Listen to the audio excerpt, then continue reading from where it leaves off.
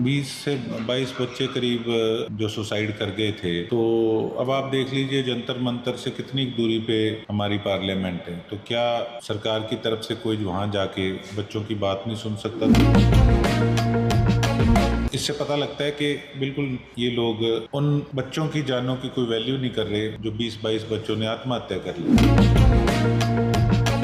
देखिए, सरकार तो हमेशा वही होती है जो झुक के काम करे, ना कि अड़के। जब लोग विपक्ष में होते हैं तब तो पूरा झुक के काम करते हैं, और जब सरकार में आ जाते हैं या ओहदों पे आ जाते हैं तो विनम्रता भूल जाते हैं। किसान आंदोलन के समय सरकार को झुकना पड़ा था। मुझे पूरी उम्मीद है कि हमारी नौजवान पीढ़ी भी, जो इनका तानाशाह रुख है,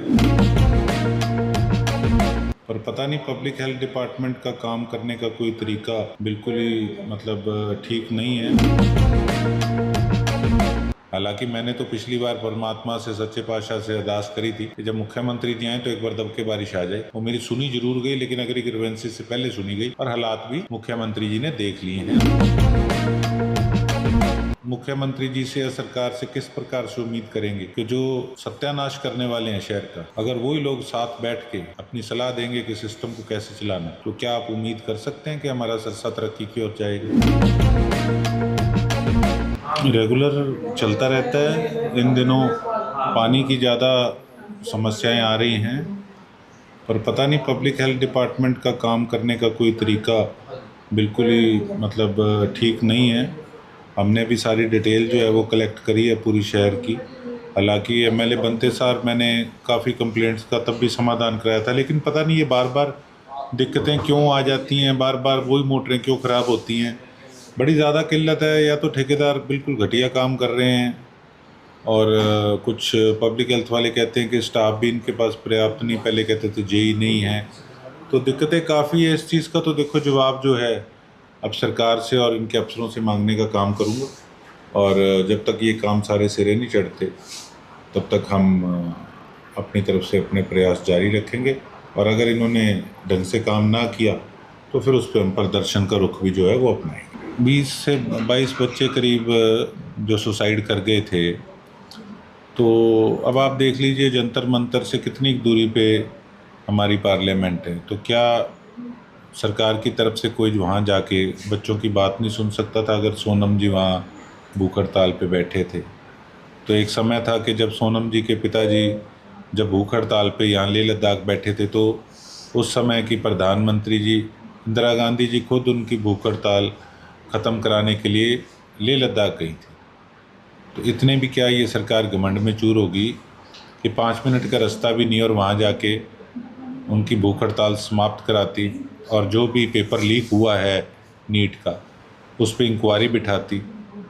और अगर इससे पता लगता है कि बिल्कुल ये लोग उन बच्चों की जानों की कोई वैल्यू नहीं कर रहे जो 20-22 बच्चों ने आत्महत्या कर ली।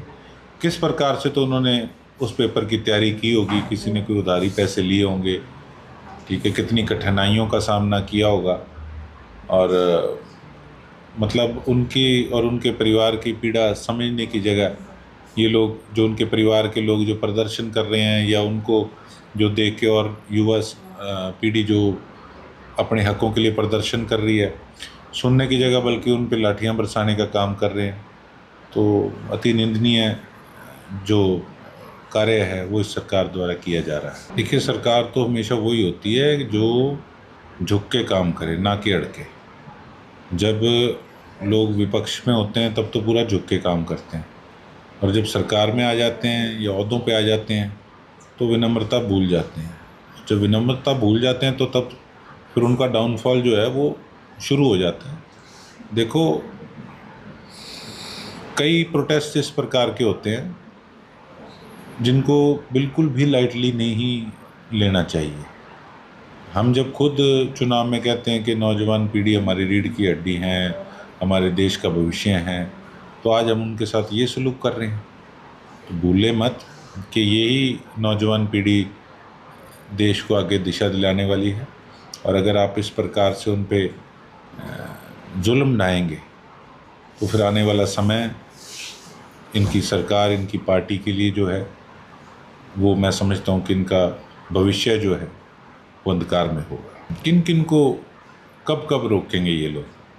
पहले किसानों को रोकने का इन्होंने प्रयास किया तो क्या रोक लिया, अब छात्रों को रोकने का प्रयास कर रहे हैं तो कहाँ छात्र रुकते हैं। एक बार जब चल पड़े तो फिर पीछे देखने का हिसाब किताब मुझे तो किसी प्रकार से लगता नहीं, बल्कि जैसे तब किसान आंदोलन के समय सरकार को झुकना पड़ा था, तो मुझे पूरी उम्मीद है कि हमारी नौजवान पीढ़ी भी जो इनका तानाशाह रुख है इसको तोड़ने का और इस सरकार को झुकाने का काम करेगी। मैं एक ही अपील करना चाहूँगा मुख्यमंत्री जी से कि मुख्यमंत्री जी, आप सिरसा ग्रीवेंसेस के चेयरमैन बने हैं, हमें आपसे बहुत उम्मीद है।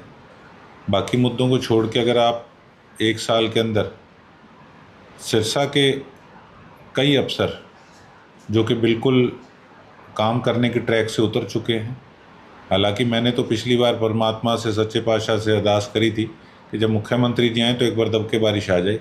वो मेरी सुनी जरूर गई, लेकिन अगर ग्रीवेंसेस से पहले सुनी गई और हालात भी मुख्यमंत्री जी ने देख लिए हैं। और अभी हमें यही उम्मीद है कि इस पे सख्त एक्शन लेंगे। बाकी चीज़ें पॉलिटिकली आरोप प्रत्यारोप चलते रहते हैं, लेकिन मुख्यमंत्री जी ये अच्छा होगा कि आप अगर हमारे सिरसा के विकास की तरफ देखें और जो यहाँ कमियाँ उनको दूर करने का काम करें। मैं वही आपको कहना चाहता था, आपने अपने प्रश्न का उत्तर खुद ही दे दिया कि आप मुख्यमंत्री जी से या सरकार से किस प्रकार से उम्मीद करेंगे कि जो सत्यानाश करने वाले हैं शहर का, अगर वही लोग साथ बैठ के अपनी सलाह देंगे कि सिस्टम को कैसे चलाना है, तो क्या आप उम्मीद कर सकते हैं कि हमारा सिरसा तरक्की की ओर जाएगा?